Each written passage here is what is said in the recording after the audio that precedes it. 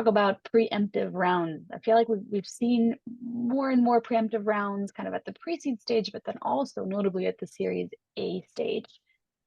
Talk us through what preemptive rounds are and whether they are worth considering for founders. So preemptive rounds, there's two types, the ones you want and the ones that are sort of suggested to you. So I think that the ones that are suggested to you are very flattering because you might not need the money. And so it's just a question about whether you can see yourself having a credible story to use that money wisely and to move faster. And if you do, then hey, it's probably worth considering. If it's not destructive to the cap table and if it's something that your existing shareholders agree with, hey, more money allows you to go faster, provided that it doesn't break that previous point we made about toxic rounds. The last thing you want is to take an inbound convertible uncapped note at like 100 million when you're a seed company, and then all of a sudden you don't exactly know what to do with it. There's a whole thread there.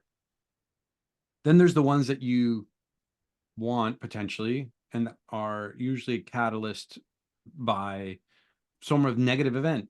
It's sometimes they're positive events, sometimes they're negative events. A positive event would be like you have an opportunity to enter a new market. And so you weren't intending on doing that before, but now you have the opportunity. And so the funds would allow you to do that. Alternatively, it might be that you're not in a particularly great financial state.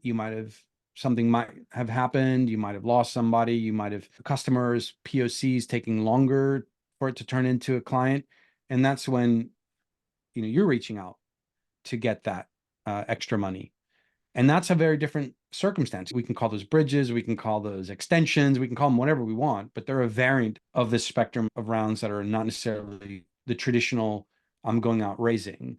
And you might not be ready, not in your ideal state to go and do that. The experience I've had with a few companies at this point is that they get excited, and this is the good side of a preemptive round, but they get excited about an investor's interest.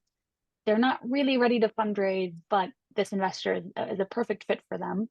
The risk or the thing I see a lot is that actually wastes a ton of time for founders. So you end up going in this month-long kind of journey of seeing whether you're the right fit for this investor.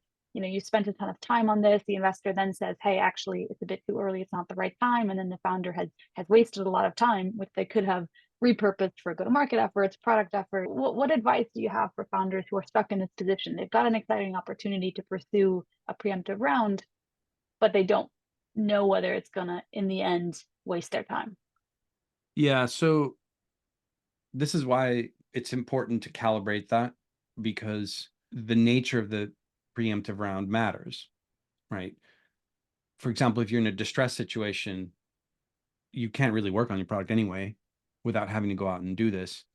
So you're requiring a preemptive round, and preemption meaning that it's before I'm using the strict definition of that word. You could call it a bridge, but it technically falls within that.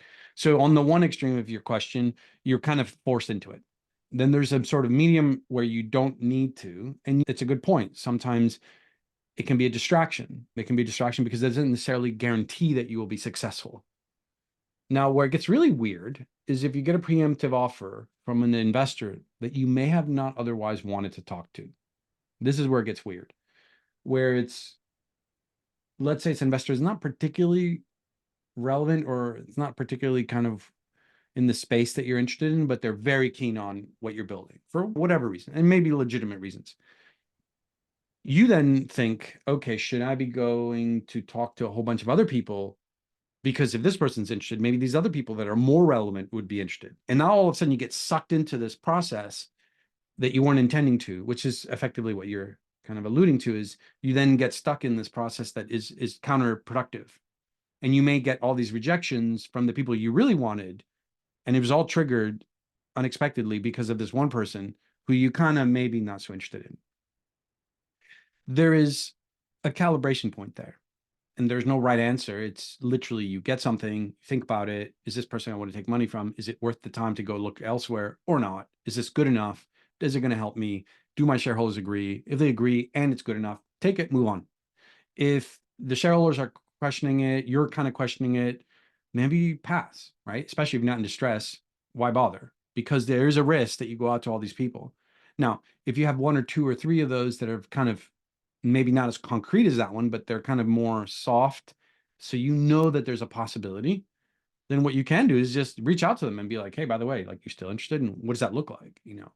And so there's a lot of calibration here. And I think the it's wisdom that you have around your shareholder base, your investors, your pre-seed investors, that will help you calibrate that accurately. So ultimately it comes down to a calibration moment, and the people you have around you are the ones that can help you calibrate better.